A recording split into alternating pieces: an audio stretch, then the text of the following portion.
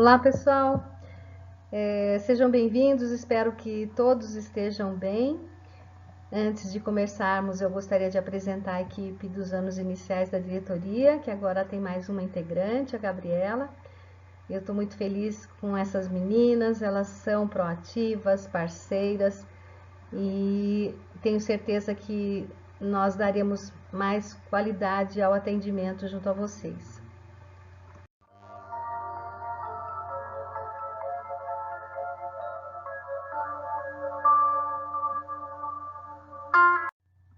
Bom, e para hoje nós traremos orientações sobre a sondagem numérica e de escrita. E nós dividimos o nosso tempo entre as boas-vindas e a apresentação da equipe, a contextualização e os objetivos do nosso encontro, uma breve introdução, uma leitura de sensibilização. Depois nós retomaremos as sondagens de escrita alfabética e após sondagem numérica. E avaliaremos nosso encontro. Provavelmente nós passemos alguns minutos, antes de gravar a gente não sabe a quantidade de tempo que a gente vai levar para apresentar os slides, então caso dê o tempo, vocês parem e depois retomem, ou num ATPL, ou num outro momento que vocês tenham aí para assistir, ok? O Plano Estadual de Educação, PE, na sua Lei 16.279, de 8 de julho de 2016, prevê a alfabetização até o segundo ano do ensino fundamental.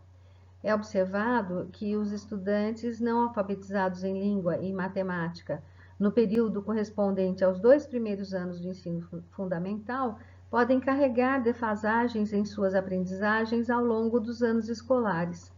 Não apenas nesses componentes curriculares, mas sim em todas as áreas de conhecimento que envolvem o conhecimento numérico, o cálculo, a compreensão leitora, enfim, práticas letradas de leitura e da escrita. Por isso, a demanda em criar um instrumento que mapeie toda a rede, nesse sentido.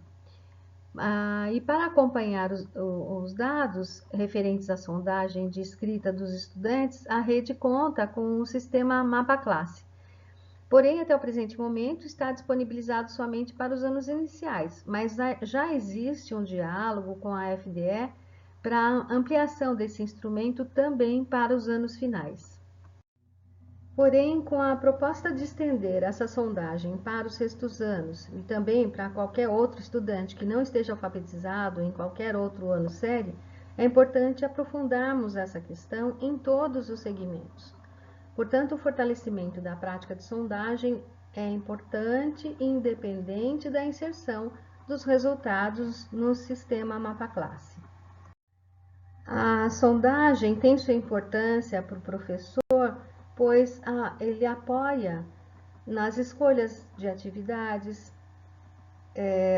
nas variações necessárias para atender cada estudante, no planejamento das aulas, na escolha dos alunos para os agrupamentos produtivos, na organização da classe, na gestão do tempo e do espaço na sala de aula e no acompanhamento da evolução da classe toda nesse contexto. E no âmbito escolar, a equipe gestora e pedagógica precisa dessa sondagem para a tomada de decisões, no que se refere à formação dos professores, no acompanhamento das aprendizagens, nas intervenções pedagógicas, na organização e reorganização das turmas para a recuperação, considerando as necessidades individuais de aprendizagem. E no âmbito da diretoria e dos órgãos centrais, a sondagem apoia nas tomadas de decisão em relação ao acompanhamento, em relação à formação e à promoção de políticas públicas relacionadas à alfabetização. Portanto, é um instrumento que deve ser realizado com muita seriedade, trazendo dados que correspondam à realidade, pois essas norteiam as ações em todas essas esferas. Então, nesse sentido, estamos mais uma vez trazendo o tema para reflexão E hoje, nesse encontro, daremos uma maior ênfase nas sondagens de números. Então, diante dessas premissas, né, da importância da sondagem, os objetivos para o nosso encontro é refletir sobre a importância do diagnóstico dos saberes dos estudantes nas apropriações, né, do sistema de escrita alfabética e de numeração decimal, orientar sobre os protocolos para as próximas sondagens, né, um passo a passo de aplicação e organização dessas produções em portfólios para o acompanhamento, né, do processo da aprendizagem, apoiar os profissionais para análise e encaminhamentos após sondagens e orientar sobre as possibilidades de intervenção. Muitos materiais já têm sido oferecidos pela EFAP, pela nossa diretoria, né, nesse contexto. Em nossa diretoria, nós já realizamos 2 encontros sobre alfabetização, envolvendo a sondagem, e aí eu trago os links da parte 1 e parte 2 desse material realizado pela diretoria, e assim como os materiais realizados pelos órgãos centrais, né, disponibilizados pelos órgãos centrais. São materiais orientadores para formação sobre esse tema.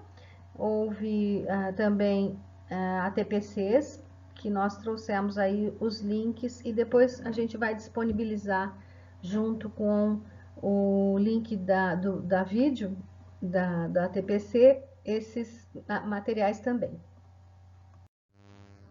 E agora no segundo semestre nós recebemos esse material revisitado, já houve alguma formação no Centro de Mídias sobre sondagem numérica, e hoje nós trazemos esse documento revisitado, um pouco mais sobre sondagem de aquisição do sistema de escrita e numérica, e esperamos que possamos realizar uma boa formação e que possam levar para a prática da sala de aula os fundamentos nele contido.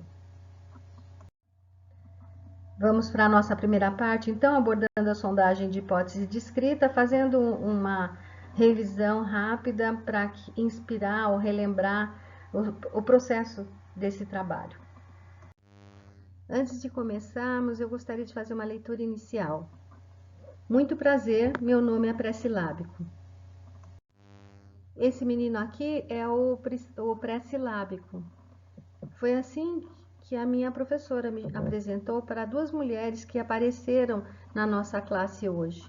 Não sei se a minha professora já esqueceu o meu nome, pois sempre que entra visita na sala, é dessa forma que ela me chama. Eu também não tenho ideia do que esse nome significa, mas sei que não é coisa boa. Pode ser um palavrão, talvez. Só sei que depois que me deram esse outro nome, não consigo escrever mais nenhuma palavra sem chorar depois. A cada letra um choro, uma tristeza. Vou colocando um tanto de letras sem medida, sem pensar em nada. Vou emendando com o choro que não consegue ser controlado. A professora diz que não tem mais jeito. Acho que porque sou criança, pobre e ainda por cima pretinho. Ela até mandou eu fazer uns exames na doutora. A doutora mandou um papel que a professora mostrou para essas mulheres que entraram na minha sala hoje. Não sei o que está escrito nesse papel. Talvez, além de ser tudo isso que eu acabei de falar, a professora acha que eu tenho alguma doença, que não me deixa escrever as letras direito. Deve ser o nome da doença, pré-silábica. Pronto, agora sou uma criança pobre, pretinha, doente e pré-silábica. Essas mulheres que vieram visitar a nossa escola hoje disseram ser professoras de ensino. Um colega perguntou para que série davam aula, mas elas disseram que não tem classe e que trabalhavam numa tal diretoria. Como assim, professora sem aluno? Que confusão! Mas nem vou tentar entender. Depois que a professora conversou um monte com essas mulheres, uma delas me chamou. Fiquei com medo. O que ela faria comigo? Será que seria algum exame? Me mandaria escrever? Ah, não! não conseguiria segurar o choro que vem junto com as letras. Era uma folha de papel verde grande e ali caberia um monte de letras e um tantão de choro. Mas aquela mulher conversou baixinho comigo e se interessou pelas coisas que eu gosto de fazer. Pela primeira vez senti vontade de escrever. Minha professora ficava, às vezes, por perto e eu sentia um frio que subia debaixo da carteira. Quando a professora ficava longe, esse frio passava e um calorzinho esquentava minha mão e meus pensamentos. Eu tinha que escrever uma lista de minhas brincadeiras preferidas. Ah, isso era bem fácil. Coloquei a primeira letra. O choro não veio. Escrevi a segunda e nada de choro outra vez. Acho que estou ficando bom. A cada letra que eu escrevia, aquela mulher me encorajava a colocar a próxima letra e eu, pela primeira vez, consegui ouvir o som das letras. Pude ouvir o som da minha própria voz dizendo baixinho que letra eu deveria colocar. A professora veio falando com aquele vozeirão com um monte de má, má, má, má. Que boca enorme ela tem. Meu pensamento ficou confuso. Eu já não podia mais ouvir a minha voz. Aquela mulher que estava comigo pediu que a professora não falasse mais e que nos deixassem fazer sozinhos. A professora saiu e eu voltei a ouvir a minha própria voz. Escrevi as brincadeiras preferidas e li toda a lista para a mulher do papel grande e verde. Ela me beijou e ficou feliz ao ver minhas palavras escritas. E eu ouvi bem ela dizer para a professora que eu não sou nada desse tal de pré-silábico. Será que eu me curei da doença naquele papel da doutora? Fui para a minha carteira. E agora? Se eu não sou mais quem eu sou e nem mesmo esse negócio de pré-silábico, esse nome novo que a professora me deu, quem sou eu? O choro voltou outra vez, agora sem letras. Porém, aquela mulher veio outra vez e disse para eu não chorar, que eu era um menino muito sabido. Elas já estavam indo embora quando lançaram um desafio para o meu amigo, escrever uma palavra apontador na lousa. Eu sento na primeira carteira, bem pertinho da lousa, e acompanhei tudo atentamente. A mulher pediu para o colega escrever apontador e ele escreveu de giz branco atado. A menina mais inteligente da sala não aceitou a escrita dele e foi na lousa arrumar as letras e ficou assim, apontador. A turma vibrou e disse que estava certo. Claro, a professora adora aquela menina. Mas as mulheres continuaram a perguntar. Tinha alguma coisa errada. Eu fiquei bem atento ao que elas falavam e percebi que tinha letra trocada ali. Tomei coragem, pedi o giz. A professora me olhou torto. Eu continuei mesmo assim. Apaguei com a mão a letra A e a letra O. As mulheres vibravam e falavam, vai, vai. Meus colegas duvidavam de mim. Vai errar, vai errar. E a minha professora olhava espantada. Depois de apagar as letras, escrevi bem bonito, só a letra O. E ficou assim, apontador. Foi a maior alegria. O calor tomou conta do meu corpo e a mulher me abraçou.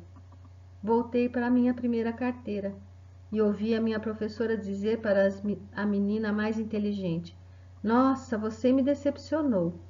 Engraçado, a professora não falou nada para mim. Mesmo assim, não deixei de ficar feliz. Lívia Pinheiro, professora.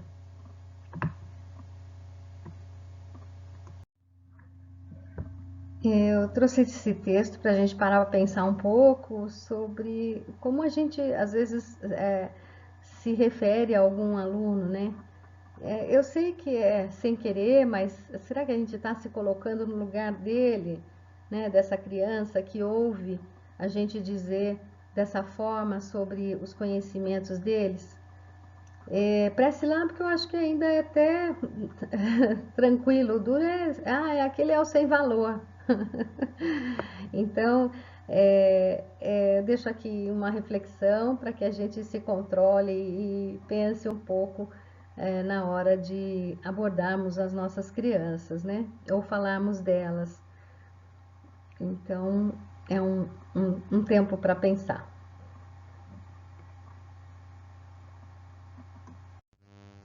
No texto Existe Vida Inteligente no Período Pré-Silábico, a professora Thelma Vaz questiona a compreensão que se tem do aprender, pois, segundo a pesquisadora, qualquer forma de compreender diferenças entre as competências dos estudantes seja inadvertidamente assimilada à tradição pedagógica de classificar os alunos em fracos, médios e fortes.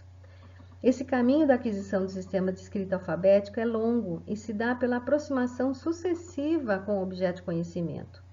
Portanto, a criança não é fraca, ela somente teve menos aproximações com esse objeto de conhecimento. Portanto, nós devemos aproximar os estudantes sobre esses conhecimentos sistematicamente, que é isso que vai torná-los alfabéticos ou faça com que eles adquiram o conhecimento esperado.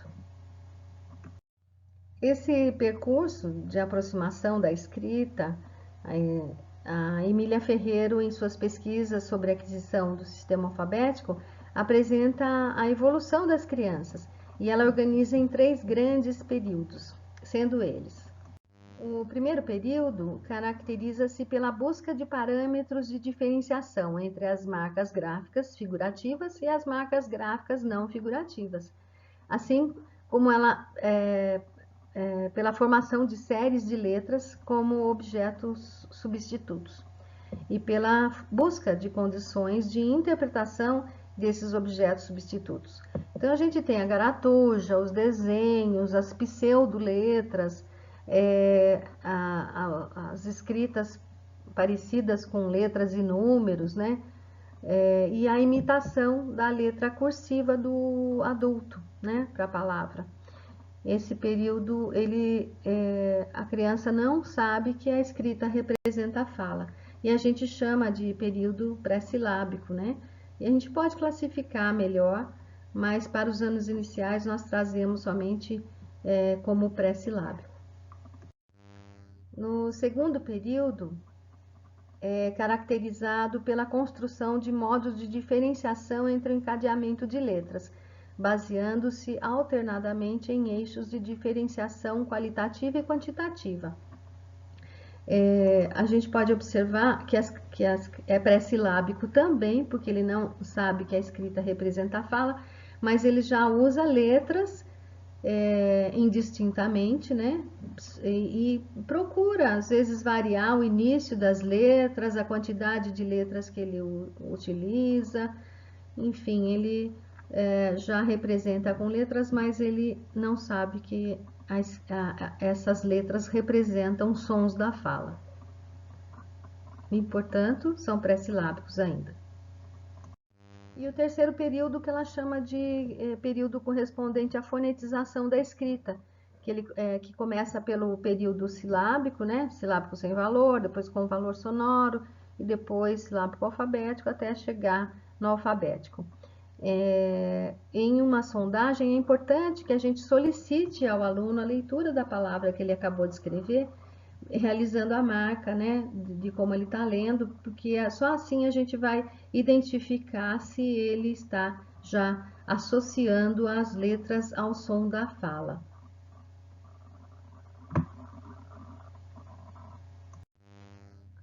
Dentro desse período de fonetização, a escrita alfabética é a que a gente busca atingir, né, nesse processo de alfabetização. E aqui a gente traz um alerta. Então, se você tem um aluno que já compreendeu que a escrita representa a fala, mesmo que ele ainda tenha problemas de ortografia, a gente já pode começar a pedir produções textuais, né, de diferentes gêneros e tudo mais. Então, até nos registros é interessante que os alunos alfabéticos tenham, então, no portfólio do aluno já produções escritas. E aqui, então, a gente traz uma síntese, né, da fase e o que o estudante consegue realizar. Então, o pré-silábico, ele não relaciona a escrita com a fala. O silábico sem valor sonoro entende que a escrita representa a fala, que é o silábico com sem valor sonoro, convencional. E depois o aluno já compreende, né, que os sons das palavras e que são escritas de maneiras diferentes, ele atribui uma letra para cada emissão sonora das palavras. E o silábico alfabético, que corresponde ao aluno que já compreende que as letras e os sons traduzem, né, a fala, e que precisa de mais de uma letra para trazer essa significação. Há momentos em que ele pode reconhecer mais de um elemento que compõe a emissão sonora. Então, ele já começa a não usar somente uma letra para cada som, mas começa a usar mais letras para cada som. E o alfabético, que ele já traz os fonemas e grafemas, mesmo que eles ainda apresentem erros ortográficos. Então, fazendo uma síntese, o pré-silábico não sabem que a escrita representa a fala e todos os outros processos aí que vêm agregando conhecimentos até a escrita alfabética, eles já sabem que a escrita representa a fala e já fonetizam. Então, é a terceira fase que Emília Ferreiro comenta. Bom, então, tratando um pouquinho da sondagem, a gente traz esse alerta, né? Que uma das atividades mais importantes para o diálogo ensino-aprendizagem é essa ação da sondagem. Esse momento, ele é um momento de refletir sobre os conhecimentos prévios dos alunos, observar o que eles produzem, registrar o que eles produzem e planejar as intervenções. A sondagem não tem o objetivo de contabilizar os erros ou classificar, rotulando os alunos, ou seja, não é uma prova no sentido tradicional. Ele é um momento de sondar mais próximo, né, o que as crianças pensam sobre a escrita. E nesse terceiro bimestre, para registrar os conhecimentos dos estudantes sobre as escritas, já temos o cronograma de aplicação. Então, a gente também sugere que os sextos anos assim façam nesse período de 12 a 22 de setembro, para que possam também pensar em intervenções mediante aos resultados das crianças. Então, nós temos as datas de digitação no mapa, né? Os anos iniciais já tem o mapa para registrar. Então, a gente tem de 12 de setembro até 22 de setembro para finalizar esses lançamentos, né? Realizar a sondagem e finalizar esses lançamentos no mapa classe. E a data da consolidação da diretoria é 26 de setembro. Relembrando um pouco como a gente pode fazer a sondagem, a gente traz aqui a necessidade da atividade ser feita individualmente e consiste em ditar para as crianças uma lista de palavras de um mesmo campo semântico, como bichinhos de jardim, flores, frutas ou animais. A palavra de preferência que deve ser inédita, porque às vezes a palavra, por exemplo, gato, casa, ele já tem de memória e às vezes dificulta aí para o professor analisar qual é a hipótese que eles se encontram. O ditado das palavras devem seguir uma ordem, né, de acordo com o número de sílabas, portanto, primeiro uma polissílaba, depois uma trissílaba, uma dissílaba e uma monossílaba. E ao final também se dita uma frase onde uma das palavras ditadas seja da trissílaba ou dissílaba, esteja presente nessa frase.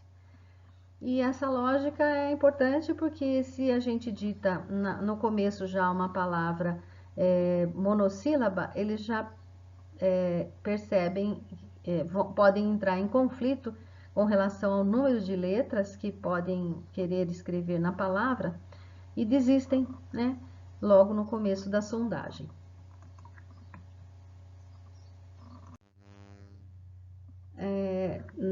Outras recomendações é que para o primeiro e segundo ano as palavras sejam compostas de sílabas canônicas, somente trazendo uma palavra com sílabas não canônicas. Então, no primeiro e segundo ano, a gente colocou lá castelinho, que é a palavra com sílabas não canônicas, depois boneca, pipa, né? Com sílabas canônicas, que são consoantes vogais, tá? E no terceiro ano, ao contrário, que todas as palavras tenham sílabas não canônicas, né? A gente chama de sílabas complexas, né? No passado a gente chamava de sílabas complexas, e somente uma palavra com sílabas canônicas, que aí no caso do exemplo é tulipa, né? A calêndula tem N, o cravo tem o CRA, né? O CRA, flor, FLO, enfim. E no quinto ano a gente pode estar trazendo mais dificuldades ortográficas, aproveitando aí também para analisar essa questão.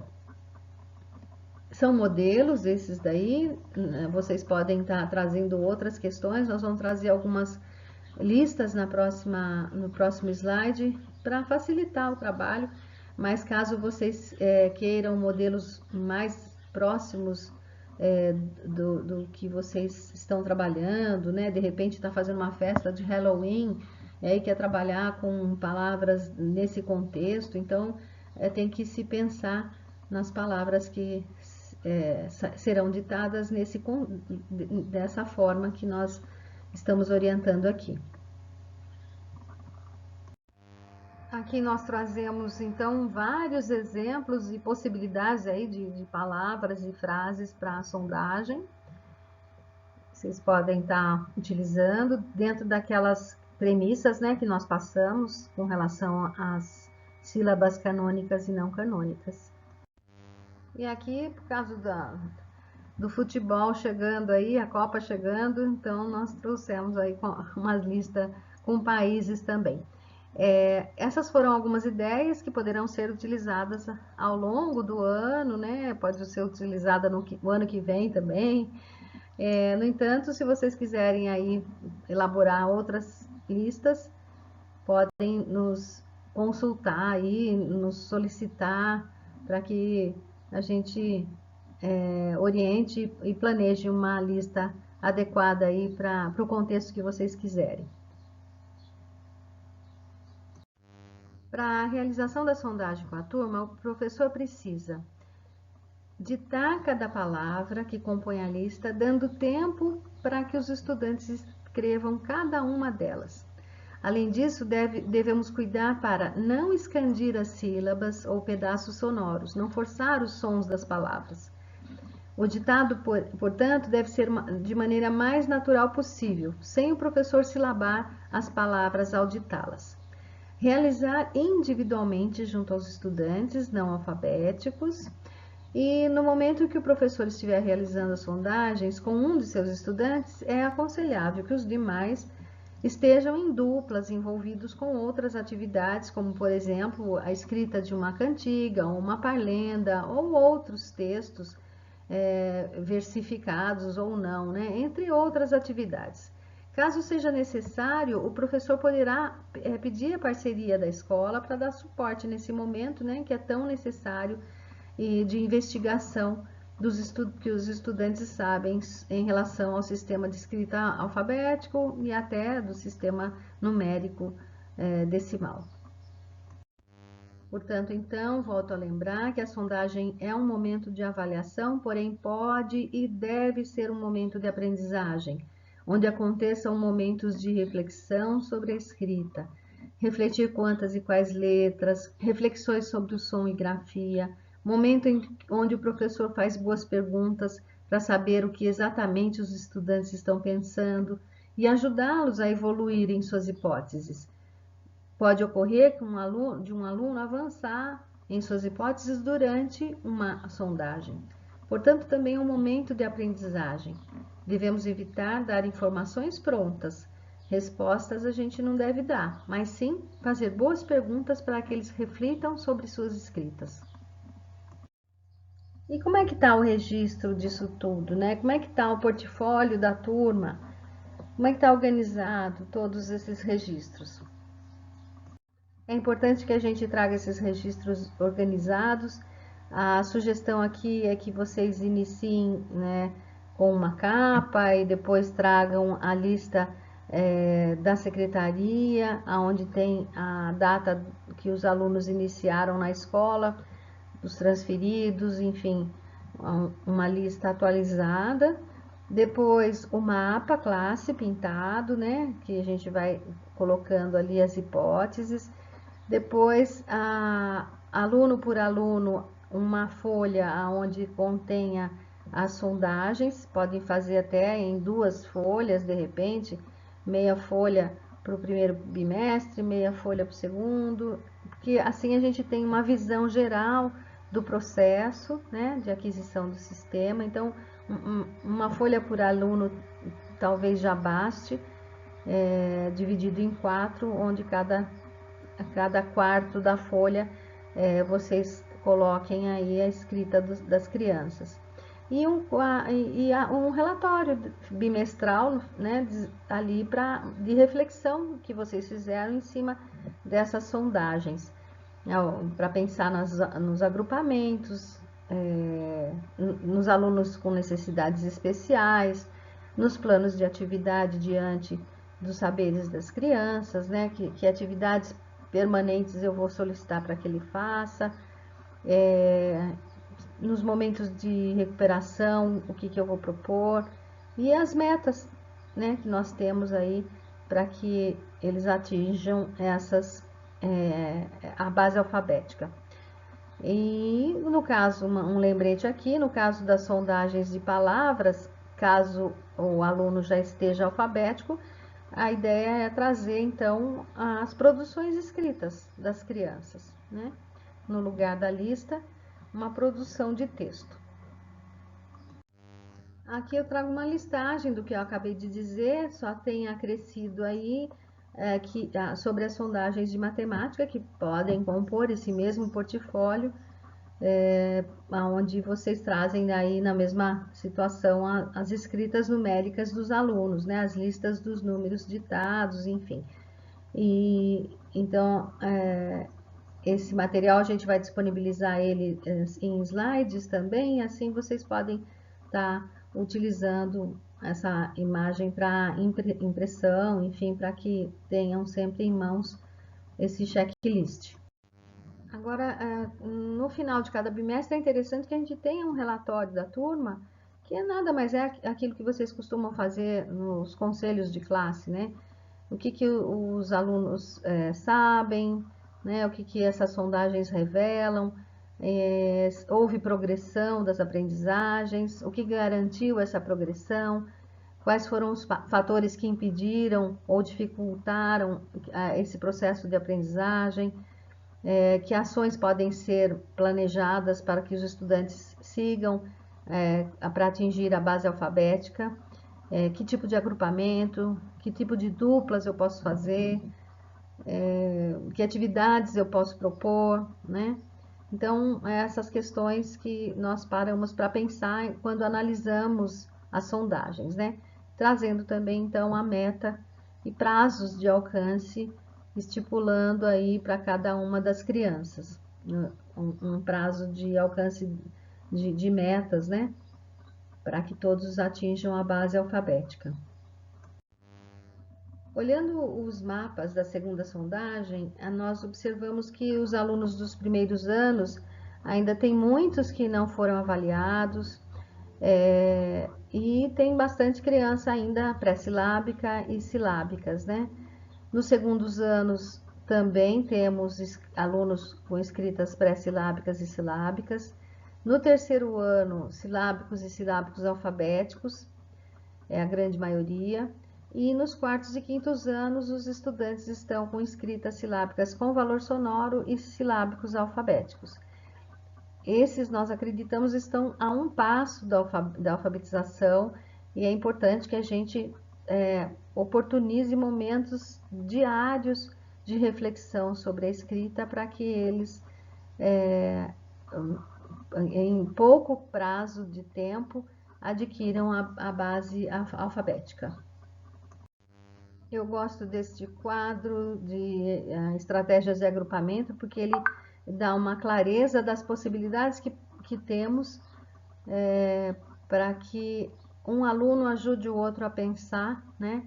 Com saberes que o coleguinha tem, eu posso avançar e o professor, então, tem uma situação que amplia as possibilidades de reflexão dos alunos realizando esse trabalho aí em duplas e em agrupamentos produtivos.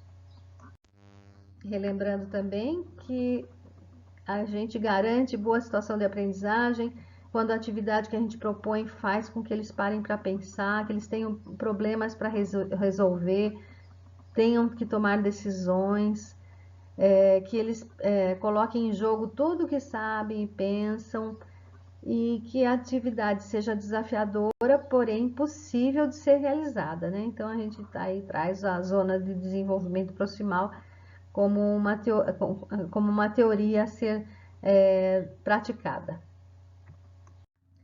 Bom, com relação à sondagem, muita coisa já foi produzida.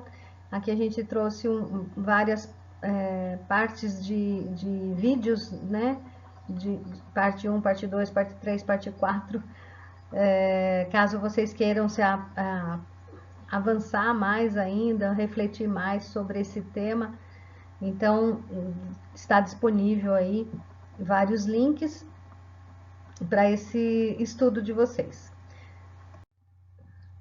Bom, pessoal, acho que o tempo já está se esgotando. Se eu não me engano, já estamos em 37 minutos. Eu gostaria que vocês tivessem um tempo também de olhar o portfólio de vocês, dando uma olhada como é que está a organização disso, se as sondagens têm datas, tem marcas de leitura, dos alunos, né, em cada palavra, enfim, dando uma olhada nesse material, se preparando para as sondagens que vão se iniciar no dia 12.